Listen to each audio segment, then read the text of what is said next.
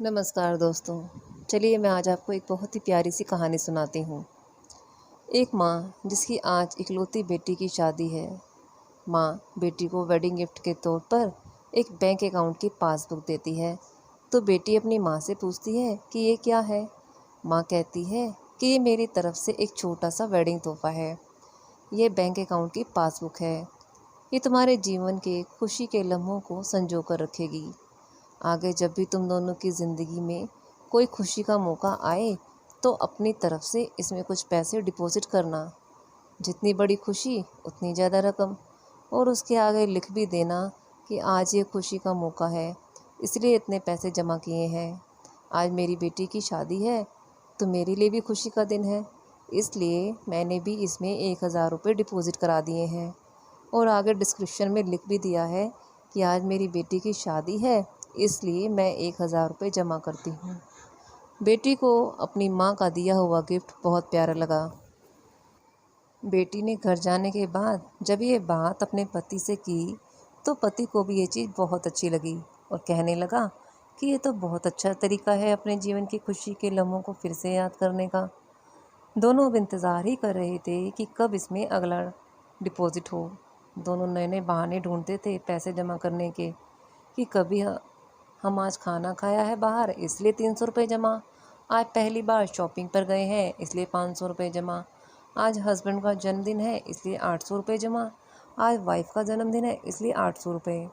ऐसे करते करते एंट्री बढ़ती गई और अमाउंट भी, और उसमें काफ़ी पैसे इकट्ठा भी हो गए। शादी को कई साल बीत जाने के बाद दोनों में कुछ दूरियां बढ़ने लगीं। दोनों में छोटी मोटी नोकझोंक होनी शुरू हो गई थी। फिर कुछ दिनों के बाद झगड़े होने लगे।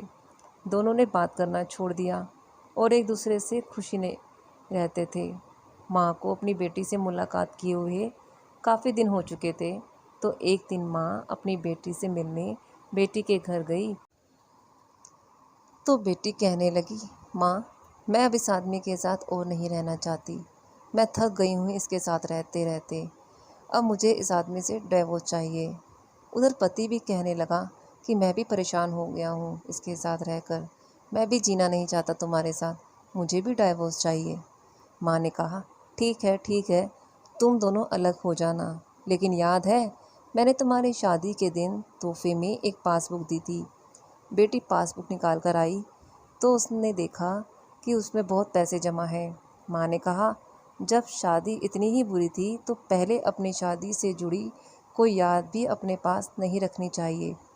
पहले इसमें जमा रकम को खर्च करना होगा, फिर तुम दोनों डाइवोर्स ले सकते हो।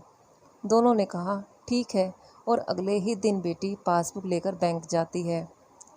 बैंक में लाइन बहुत लंबी थी पैसे निकालने के लिए, तो बेटी भी लाइन में खड़ी हो गई। अब खड़े हुए काफ़ी देर हो गई थी। बेटी ने खड़े खड़े ही पासबुक खोली और देखने लगी कि इसमें कब कब पैसे जमा किए गए थे। बेटी देखते ही देखते उसे पता ही नहीं चला कि कब उसकी आंखें भर आईं, अपने बीते लम्हों को याद करके जो उसने उसके पति के साथ बिताई थी, जो आज डिवोर्स लेना चाहती है जिससे। बेटी बिना पैसे निकाले घर वापस आ गई और अपने पति से कहने लगी कि ये मुझसे नहीं हो पाएगा, ऐसा करो तुम ही जाकर इसमें जमा सारे पैसे खर्च कर दो। पति ने कहा ठीक है, और पति बैंक गया, लाइन में खड़ा हुआ और उसकी नज़र भी पासबुक पर पड़ी और उन सारी खुशी के लम्हों पर पड़ी जो उसने अपनी उस पत्नी के साथ बिताए थे जिसे वो आज तलाक देना चाहता है। अपने जीवन के सबसे हसीन लम्हों को याद करके पति की भी आंखें भर आईं और वो भी लाइन में से निकल गया। पति घर आया और पासबुक अपनी पत्नी के हाथ में दी तो पत्नी पासबुक में देखती है कि उसमें आज ही के दिन 5,000 रुपये जमा हुए हैं और उसके आगे लिखा है कि आज खुशी का दिन है, कि मुझे एहसास हो चुका है कि वो उसे छोड़ने जा रहा था जिसे वो सबसे ज़्यादा प्यार करता है।